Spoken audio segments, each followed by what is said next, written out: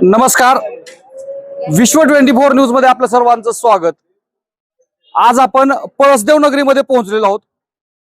पळसदेव नगरीमध्ये या ठिकाणी भारतीय जनता पार्टीचे कार्यकर्ते या ठिकाणी घर टू घर प्रचार करताना दिसत आहेत.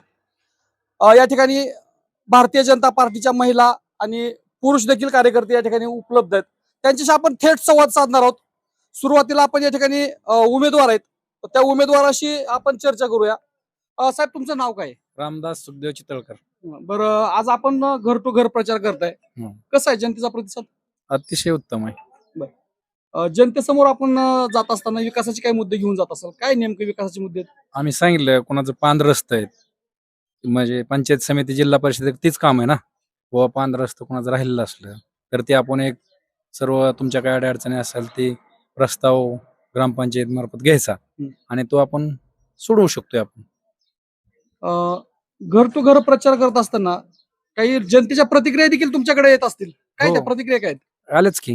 काय लोकांचं म्हणणं असं होतं की आम्हाला लाडकी बहीण योजना चालू आहे, म्हणजे महिलांचं, त्याच्यामुळे 1,500 आम्हाला मिळते. आता आम्ही त्याच्यामुळे कमळालाच म्हणजे शिक्का देणार. 1,500 लाडक्या बहिणीचे येतात, हो. त्या 1,500 तुम्हाला नक्की फायदा होणार आहे. 100%च काहीच अडचण नाही.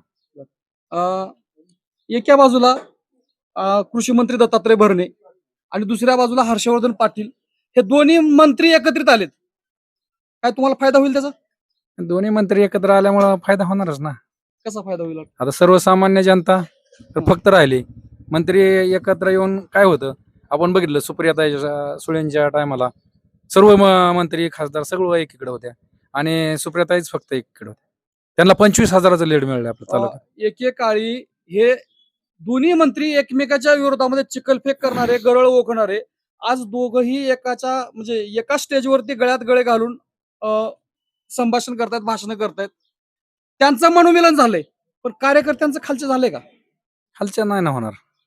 काय त्यांच्या काय भावना आहेत कार्यकर्त्यांच्या? त्यांना म्हणजे वाटतंय ना आपण भांडणं केलं सगळं आपण लोकांसाठी. कार्यकर्त्याशी चर्चा करूया. तुम्ही गाव पातळीवरचे कार्यकर्ते आहात, हो, नेत्यांचं मनोमिलन झालंय, झालंय की. खालच्या गाव पातळीवरच्या कार्यकर्त्यांच्या काय भावना आहेत? कार्यक्रमाची अशा भावना आहेत की विषय असा झाला की त्या दोघांच्या वर जे मामा असतील, हर्षभाऊ असतील, ह्यांच्यामुळे गावागावात घराघरात भांडणं झाली, एकमेकात भावाभावात वैर निर्माण झाले आणि ह्यांचं न मिटता ह्यांचं वैर हाच चालले. समजा एकमेकाच्या सार्वजनिक कार्यक्रमाला घरातल्या कुटुंबात वाद निर्माण झाली.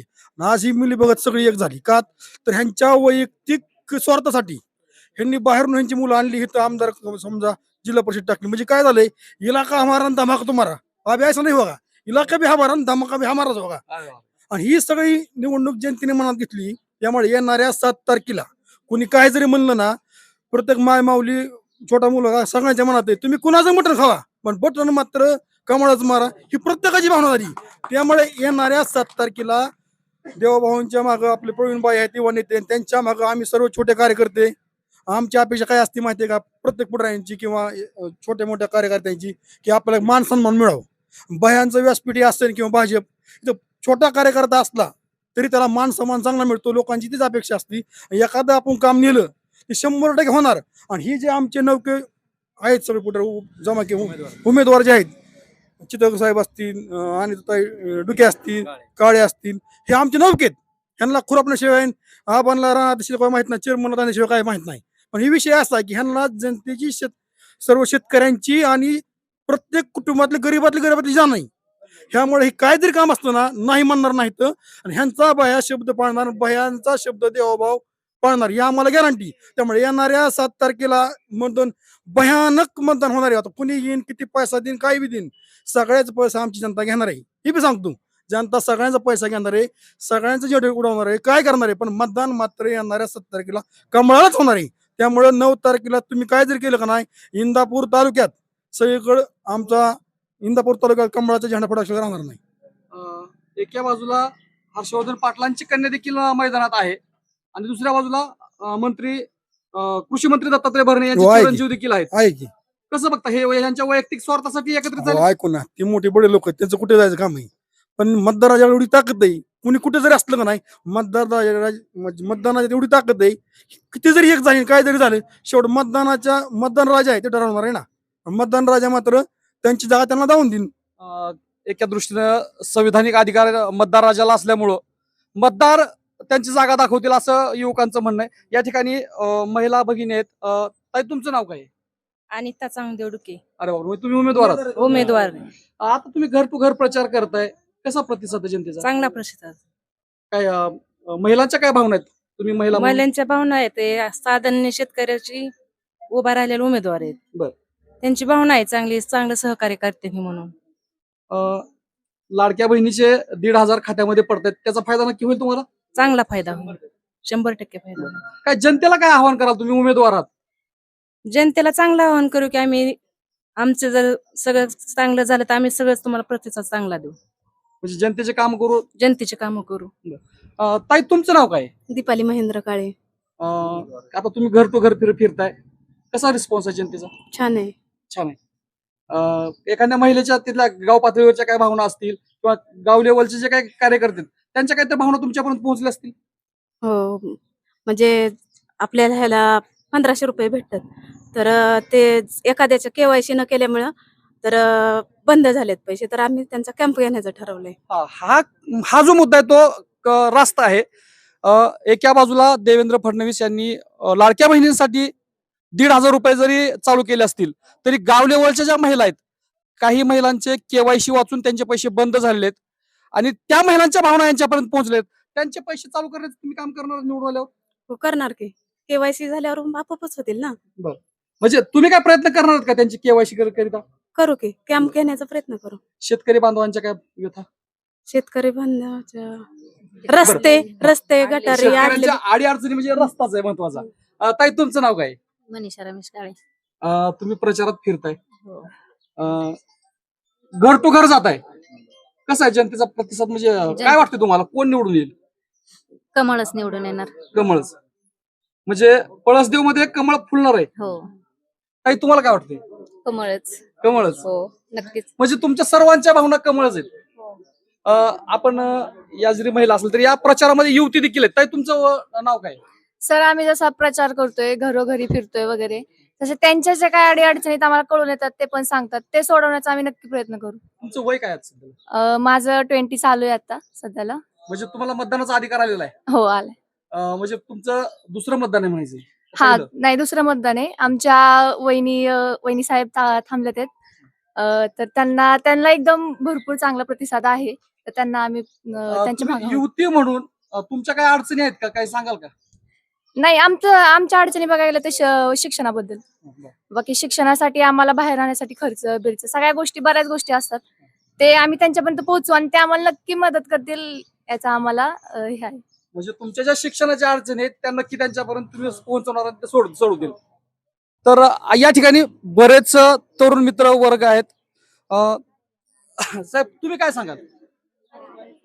आता भारतीय जनता पार्टीच्या माध्यमातून जे इंदापूर तालुक्यामध्ये जे चांगले उमेदवार आहेत ते सगळे होतकरू आहेत, कष्टाळू आहेत, निपक्षपाती आहेत.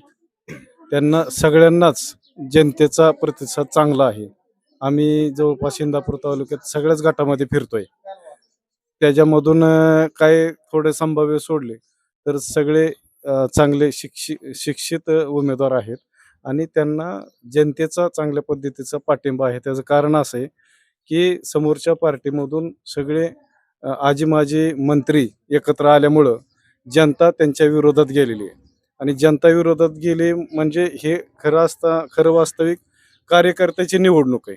कार्यकर्त्याला प्रोत्साहन देण्यापेक्षा त्यांनी स्वतःच्या घरामध्ये उमेदवारी ठेवल्यामुळं फार मोठा धोका समोरच्या पार्टीला झालेलाच आहे. हे आम्ही आता आमची चाचपणी चालवली आहे. आम्ही इंदापूर शहरामध्ये राहतो, परंतु आम्ही इंदापूर तालुक्यात फिरत असताना आम्हाला बऱ्याचशा वाड्या वस्त्यांवरती असा अनुभव आलेला आहे की आम्ही ह्या लोकांच्यासाठी एकमेकाची डोकी फोडली, एकमेकाची वैर निर्माण केलं, नातीकुटी तोडली आणि बोलायची बंद झाली, एकमेकाच्यात पुरी द्यायचं सुद्धा बंद केलं. एवढ्यापर्यंत ह्या लोकांच्यासाठी, ह्या नेत्यांच्यासाठी आम्ही केलं. परंतु आज आमच्या कार्यकर्त्याची निवडणूक असताना जर हे लोक स्वतःच्या घरातले मुलं उमेदवार म्हणून तिथं देत असतील तर आमचा ह्या लोकांना पूर्णपणे विरोध आहे. म्हणून साध्यातले साधे जरी उमेदवार असतील तर भारतीय जनता पार्टीच्या माध्यमातून आम्ही ह्यांना सगळ्यांना चांगल्या मताधिक्याने निवडूनच देणार आहेत, एवढं लोकांच्याकडनं आलेलं. तुम्हाला काय वाटते? अं, तुम्ही शांतच म्हणजे हसताय. या ठिकाणी यांची प्रतिक्रिया आपण घेऊ. काय वाटतं नेमकं त्यांनी बोलताना असं एक खंत व्यक्त केली की नेत्यांच्या घरामध्येच उमेदवारी गेल्यामुळं कार्यकर्त्यांमध्ये नाराजी आहे. काय वाटतं? ऐका ना सर, विषय असा झाला की आतापर्यंत नेत्यांची लढाई असली की कार्यकर्त्यांची डोकं फुटाफुटी झाली. बरोबर. आज कपडे फडाफडी झाली, आजपर्यंत केसेस चालू आहेत, कोणाचाही निकाल लागला नाही. आताच झाले ना निकाल. त्याच्यानंतर ज्यावेळेस कार्यकर्त्यांची वेळ आली तर हे दोघं गळ्यात गळ्यात घालून जर हिंडत असतील ना, तर तुम्हाला मी आज सांगतो की ही जनता यांना कधीच माफ करणार नाही. आणि सांगायचा विषय झाला तर आम्ही हर्षवर्धन पाटलासोबत काम केलंय आजपर्यंत. हर्षवर्धन पाटलाकडे जे 1,00,000 वोटिंगचं जे मतदार आहे, ते 1,00,000 वोटिंगचं मतदार आहे, त्याला कारण आहे ते मतदार हर्षवर्धन पाटलाचं मतदार घड्याळ या चिन्हाला कधीच मान्य करत नाही. मी तुम्हाला आज सांगतो. आणि त्यातलं त्यात जास्तीत जास्त त्या 1,00,000 मतदान मधलं 80,000 मतदान हे आज भारतीय जनता पार्टीच्या मागे उभं राहणार, हे माझा ठामपणे विश्वास आहे. माझं नाव अमोल सुभाष जाधव, मी महाराष्ट्र राज्य कायकाट समाज संघटनेचा अध्यक्ष. मी पूर्ण तालुक्यात फिरलोय. माझा पहिला बी जनसंपर्क आहे आणि आज या 3 उमेदवारासाठी बी मी फिरतोय. पण लोकांचा एक कौल आहे, हो का, आज त्यांच्याकडे सत्ता आहे, सत्तेसाठी माणसं दबून आहेत. पण मी तुम्हाला सांगतो, येणारा 9 तारखेला कमळाच्याच उमेदवाराला गुलाल पडणार आहे, हे माझे ठामपणे विश्वास आहे. आता तुम्ही बोलताना म्हणालात की 80,000 मतदार जे आहेत ते हं. भाजपला जाईल. हा. हर्षवर्धन पाटलांचं 1,00,000चं वोटिंग जे होतं त्यातलंच 80,000 सांगितलं मी, ते पुढच्या पार्टीचं नाही सांगितलं.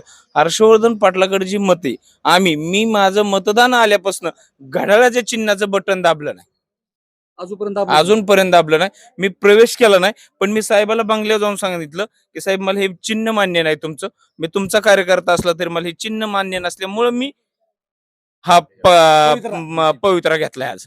मध्यंतरीच्या काळात तुम्ही बोलताना म्हणालात की हर्षवर्धन पाटलांच्या सहवासात तुम्ही राहिले. हा. मध्यंतरीच्या काळामध्ये हर्षवर्धन पाटील वेगवेगळ्या पक्षांमध्ये गेले, हा. त्यावेळेस तुम्ही त्या वेगवेगळ्या पक्षामध्ये होता. हा, घड्याळ सोडून आम्ही त्यांच्यासोबत प्रत्येक पक्षात गेले. आज ते घड्याळात गेल्यामुळे आम्ही त्यांच्यासोबत नाही.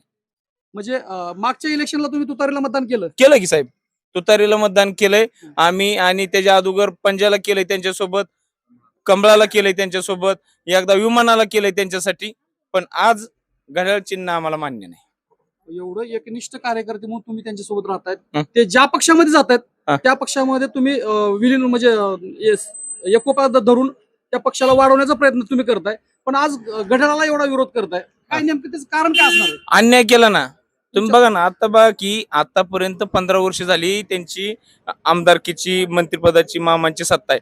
डाळ नंबर 3 एक माझं छोटं गाव आहे, त्यात माझ्या गावात माझी सत्ता आहे. आता 3 वर्षात माझ्या गावाला 1 रुपयाचं बाकाड नाही बसायचं दिलं. ही माझ्या गावावर केलेला अन्याय आहे, आणि त्या अन्यायाला वाचा फोडण्यासाठी हा कार्यकर्ता पेटून उठलाय. राज्याचे कृषी मंत्री दत्तात्रय भरणे यांनी अन्याय केला असं मला वाटतं. हा अन्याय केलाय माझ्या गाव. 1 रुपयाचा निधी नाही माझ्या डाळ्याला. तुम्ही इतर मतदारांना काय आव्हान कराल आता? मी इतर मतदारांना एकच सांगतोय की ही जी चुकीचं राजकारण चाललंय, ह्याच्यातनं तर बाहेर पडायचं असेल, आणि सर्वसामान्य घरात तर जर असं पद कमवायचं असेल ना, तर त्याला एकमेव पक्ष म्हणजे भारतीय जनता पार्टी. तुम्ही बघा ना आज काय चाललंय. साहेब, मी बोलायची गरज नाही. त्यांच्या घरातला उमेदवार कशासाठी पंचायत समितीला उमेदवार दिला? द्या. सर्वसामान्य कार्यकर्त्याची लढाई जर सर्वसामान्य जनतेच्या घरात दिला असते ना, त्यांना प्रचार करायची पाळी आली नसती. यांना का आज आलाय, एकेकाला 20-20 फोन करतात, दबाव टाकलं जातं, तुझी पाईपलाईन काढली जाईल, तुझा रानाचा रस्ता बंद केला जाईल, तुझं आमकं केलं जाईल, तू कचेरीत कसं येतो बघितलं जाईल. असं दमदाटीचं राजकारण करायची का वेळ आली यांच्यावर? असा कोणाला फोन वगैरे आलाय का किंवा तुझी पाईपलाईन काढली जाईल, तुझं पाणी बंद केलं जाईल? ते सगळे मला सांगतात की असा असा प्रेशर येतोय, पण नाव नका घेऊ, ते असे आहेत, उद्याच्याला आम्हाला अडचणी, तुमचं वेगळं पडतं अध्यक्ष, आम्हाला अडचणीत आणू नका. माझ्याकडे तसं व्हिडिओ आहेत, पण मी काही लोकांच्या अडचणीसाठी ते दाखवू शकत नाही. सर्वसामान्य, आणि आम्हाला मतात रूपांतर करायचं, आम्हाला आज कोणालाही उघड करायचं हे जे चाललंय ना. आणि मी माझ्या स्वार्थासाठी, मी आज बी सांगतो, माझ्या समाजाचा भाजपला पाठिंबा आहे. मला ठेकेदारी घ्यायची नाही, 1 रुपयाचं कॉन्ट्रॅक्ट घ्यायचं नाही. गावाच्या हितासाठी, तालुक्याच्या हितासाठी भारतीय जनता पार्टीचा मी निवड केली. तुम्ही म्हणताय गावाच्या विकासासाठी, तालुक्याच्या विकासासाठी मी भारतीय जनता पार्टीची निवड केली. गेल्या अनेक दिवसांपासून या देशाचे महाराष्ट्राचे कृषी मंत्री दत्तात्रय भरणे यांनी सांगितलं की मी इंदापूर तालुक्यासाठी कोट्यावधी रुपयाचा निधी आणलेला आहे. काय वाटतं, कुठे गेला तो निधी? कोट्यवधी रुपयाचा निधी कागदावर आहे ना साहेब. एक साखळी त्यांच्याकडं, तीच कॉन्ट्रॅक्टर, तीच माणसं, तीच बँक, तीच खुर्ची आणि तीच लोक. मला दाखवा ह्या पळदेव मध्ये आता सिव्हिल इंजिनियर 50-100 पोरं झाले असतील. 5 वर्षात 50-100 पोरं नवीन सिव्हिल इंजिनियर झालं. त्यांना कुणाला काम दिलं? म्हणजे विशिष्ट लोकांचा विकास झाला असं म्हणायचं. हा, फक्त त्यांच्या बगल बच्चांचा. तुम्ही दाखवा ना एक नवीन तरुण कार्यकर्ता आहे, तो सिव्हिल इंजिनियर झाला आणि त्याला काम मिळाले असं मला दाखवा तुम्ही एक उदाहरण. सर्वसामान्य कुटुंबातला माणूस आहे, तो घराणेशाहीचा नसावा असा एक ठेकेदार दाखवा. तर खऱ्या अर्थानं मित्रांनो, या होत्या ग्रामस्थांच्या प्रतिक्रिया. एकंदरीतच दोन्ही मंत्र्यांची मुलं राजकारणामध्ये या ठिकाणी प्रवेश केल्यामुळं या सर्वसामान्य नागरिकांच्या मनातील खदखद व्यक्त करण्याचा प्रयत्न या ठिकाणी सर्व कार्यकर्त्यांनी केलेला आहे. कॅमेरामॅन संभाजी कांबळेसह मी अतुल सोनकांबळे, महाराष्ट्र. राज्यातील महत्त्वाच्या आणि आपल्या भागातील ताज्या बातम्या पाहण्यासाठी आजच आमच्या विश्व 24 न्यूज चॅनलला यूट्यूबवर सबस्क्राईब करा आणि बेल आयकॉन प्रेस करा.